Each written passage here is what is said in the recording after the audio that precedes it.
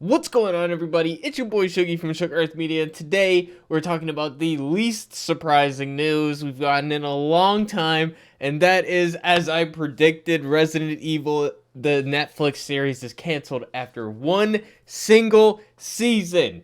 And we all expected that because of how absolutely terrible this show was. Took an amazing property with millions of fans that shouldn't be that difficult to create a TV show of. There's so much source material there. You could remake Revelations. That's already divided into a TV show. That would be good. You could just remake the story of the games.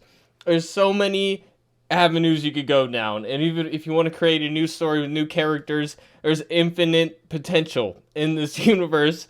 And they just keep messing it up, guys. They just can't get it done right because they think they're above the source material. They think that they know better. They can't just do what the fans would want them to do because they have this other agenda they got to push into it.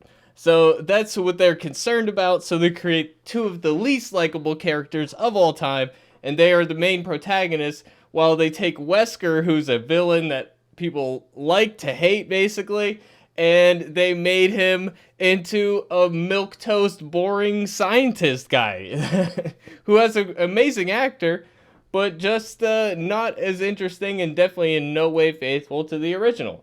And they take it and they make it into a zombie apocalypse thing, which Resident Evil doesn't really work as a zombie apocalypse thing because it's about a secretive organization, Umbrella, and later Tricell, and they make bioweapons and they sell them.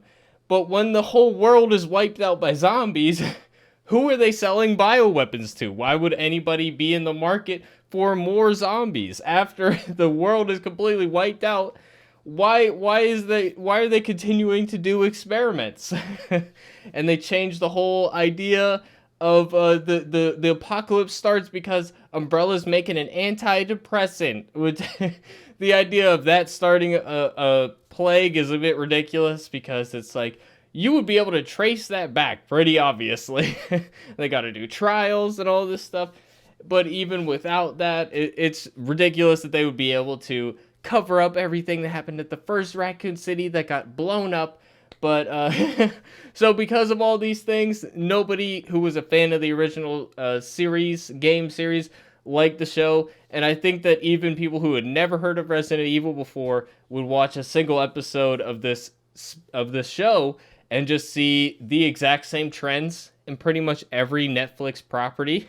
They didn't do anything terribly original. I mean, all of these tropes at this point are very predictable.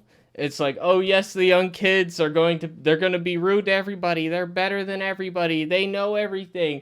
They're the greatest. It's pretty typical playbook. We'll take an old character that people like and we'll make them somebody that is completely contradictory to how they were.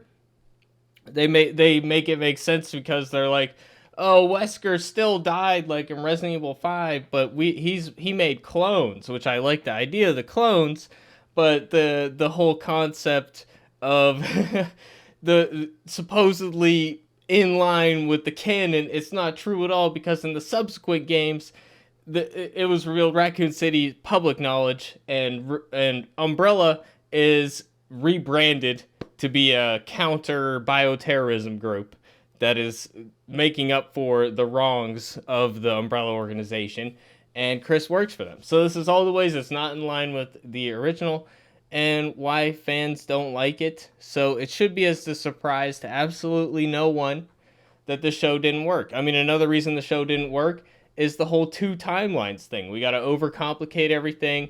One timeline is supposedly the present day where you are expected to see the breakout, the outbreak where the first person gets infected and everything goes to hell. And that's what's supposed to happen, but that's not what happens at all because they wanted to counter expectations. There was no outbreak that happened. It just only served to build up these two characters we don't like anyway. And then in the future timeline, they proceed to act in completely idiotic ways. We've covered all that in my previous video. So that's a brief summary of why the show is terrible.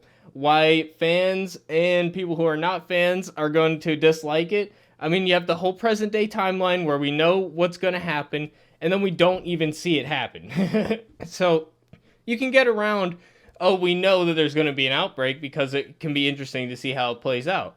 That's not, it's really not interesting here or captivating in any way. And yeah, it was just really awful dialogue is what killed it in a lot of ways. Terrible characters. So yeah, there's infinite ways they could have gone about this show, like I said. So let me know your guys' opinions in the comment section. I've worked on terrible shows like this, so even though the show is awful, there's still people that work on the show that probably know. And they're just normal people, and they probably got them a nice paycheck.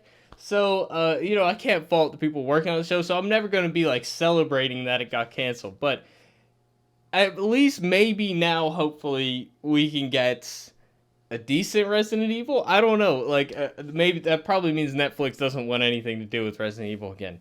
So, who knows? But it's definitely not a big loss in any way. Nobody should watch the show, so I'm glad that nobody did. And with that, it's been your boy Shuggy. Definitely want to hear your opinions in the comment section down below, and I hope to see you guys in the next one. Thanks for watching, everybody. Peace out.